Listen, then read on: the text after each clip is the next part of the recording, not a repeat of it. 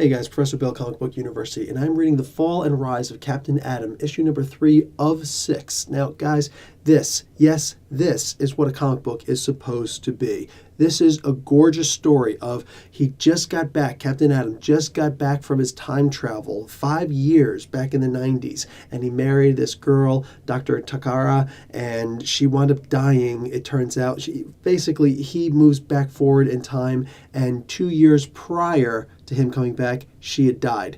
Now, General Ailing and Dr. Megala are there, and they're saying, okay, we were able to follow you because of, basically, I'm going to give you a heads up. There is, of course, as usual, especially with DC Comics, there is technology and science statements made that have absolutely no bearing in real-world science. Now, granted, I am not a quantum theorist, but I am a former electrical engineer. I do have some understanding of the way that actual physics really work. And no, these are not even remotely close to real-world physics, theoretical or otherwise, not in the slightest. They don't even truly understand what a real quantum field is. So it's cute, but for the most part, you just simply have to let that go. So when he does come forward in time, they say, listen, here's the deal. We're going to try and work something out with you. We're going to try and make it so that you have a different identity completely, because the way that you went out all those years ago was that you technically died and everybody thought you died. And the 3 Justice League members, if you remember issue number 1 of this series,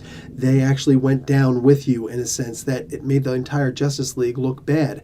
So since you were able to pull something as incredibly intense as that off, we're going to try and hook you up with a new identity, but we have to see what you've got first. Well, now, Captain Atom's powers, thankfully, he is not reduced to that ridiculous... This is one of the main reasons why I could never really get that into him before. As powerful as he was, he needed that containment suit. He doesn't need the containment suit anymore. He is actually more powerful than he was before, and he could turn it on or off at his own leisure, so he could become a regular human being again, and flesh and blood. And I really like that idea. I didn't care if he's more powerful or not. He was powerful enough to begin with, but he's more powerful now. Okay, that's DC for you. Super OP heroes. Love it. So now, that being the case, he turns down the offer. He says, I'm not going to be your puppet. I know you're trying to set me up with a new identity, and I know I could face criminal prosecution, but with my wife dead, I've got no reason to go on like this. Therefore, I'm going to stay who I am, and I'm going to face up to whatever charge is criminal that I have to deal with. 3 cases of accidental manslaughter, so be it. I'm there.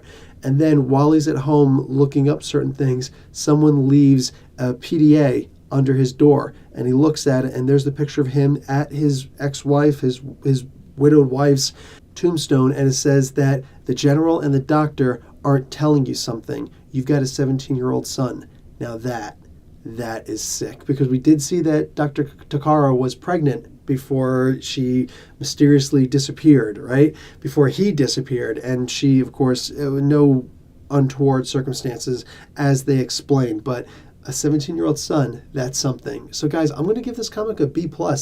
I enjoyed the comic a lot. Now, granted, somebody like me, you put in silly pseudoscience in there, whatever, it is what it is. So that brought it down for me. You might not have any problem with that. I did. But I did enjoy this comic. I like the new direction that they're potentially going with this. Obviously, he's going to go back and do the whole new identity thing. He can't afford not to. But I like that he's got more control over his powers. I like that he's able to turn them on and off, and he doesn't need that stupid containment suit anymore. That was, what a horrible weakness that was. Super uber powerful, but a pin can take me down. So, and everybody else with me. So I like the idea of that, and everything that I'm seeing in this comic, as of this issue especially, I'm really enjoying it. Guys, Professor Bill, Comic Book University, class dismissed.